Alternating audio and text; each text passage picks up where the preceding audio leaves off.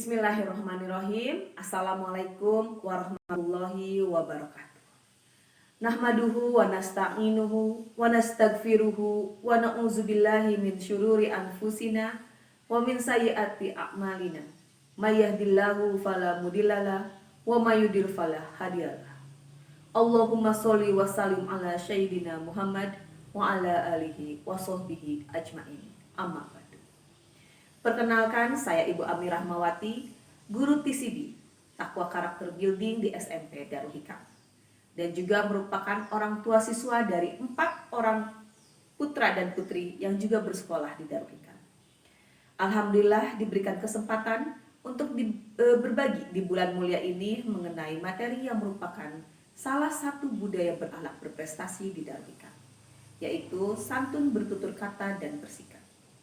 Kita akan membahas bagaimana hal ini dapat dipahami juga diimplementasikan dalam kehidupan sehari-hari. Banyak orang tua yang sangat menyayangi buah hatinya. Namun ketika di lingkungan sosial, apakah orang lain akan menyayangi buah hati kita seperti apa yang kita lakukan? Kadangkala orang tua ikut campur agar buah hatinya dapat diterima dalam pertemanan, tanpa memperhatikan modal apa yang harus dimilikinya agar kelak diterima di lingkungan sosial. Hendaklah kita merasa khawatir jika buah hati kita tidak bersikap sopan dan santun. Jangan salahkan mereka jika dalam pertemanan buah hati kita tidak dapat diterima atau sulit masuk dalam lingkungan sosial. Maka dari itu, budaya santun, bertutur kata, dan bersikap perlu diperkenalkan sejak dini kepada putra-putri kita. Biasakan menggunakan 4 kata ajaib di lingkungan rumah. Mengucapkan maaf jika salah, meminta tolong jika membutuhkan sesuatu, mengucapkan terima kasih, dan juga mengucapkan permisi dengan ramah, sehingga di kemudian hari hal ini dapat mereka terapkan di lingkungan sosialnya. Saat ini seringkali kita melihat perangai buruk dari media televisi ataupun media sosial yang ditunjukkan oleh orang dewasa. Bagaimana pengguna jalan sudah tidak sabar, kadang-kala memicu keributan hanya karena hal sepele. Sering kita baca komen di media sosial juga yang tidak memperhatikan tutur bahasa yang baik. Media sosial dijadikan tempat menemukan kosakata baru yang dianggap hits tanpa melihat baik buruknya. Jika kita tidak memiliki pedoman dalam bertutur dan bersikap, maka kita pun akan menganggap hal tersebut sesuatu yang lumrah. Bertutur kata yang baik dan santun dalam bersikap merupakan cerminan akhlak seorang muslim yang membawakan kedamaian bagi dirinya maupun orang di lingkungan sekitarnya. Hal ini bisa diterapkan kepada siapapun, baik orang tua, kepada teman, atau kepada orang yang usianya berada di bawah kita, juga kepada orang-orang yang kita sayangi. Bahkan Rasulullah SAW mencontohkan untuk tetap berkata baik kepada pembantunya.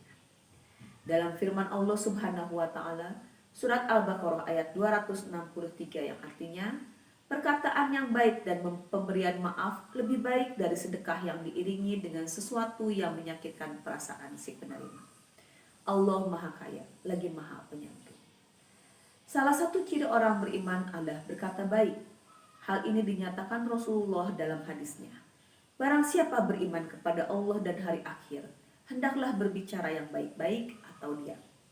Bahkan secara tegas Rasulullah menyatakan, seorang mukmin bukanlah pengumpat, pengutuk, berkata keji, atau berkata busuk.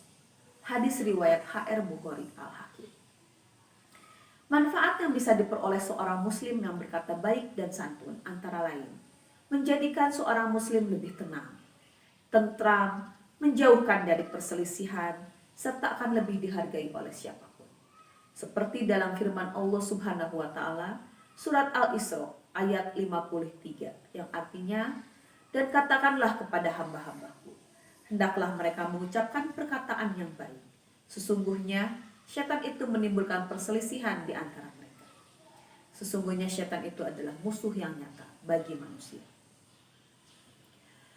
Lalu, bagaimana agar lisan kita terhindar dari perkataan yang buruk? Berikut ini saya akan berbagi beberapa tips yang bisa dilakukan. Yang pertama, berpikir sebelum berkata atau menyampaikan sesuatu kepada orang lain. Pikirkan akibat dari kata-kata yang akan kita ucapkan. Berbicara seperlunya tanpa harus memperbanyak pembicaraan yang tidak bermanfaat. Sampaikan maksud dengan bahasa yang halus dan tidak berbelit-belit.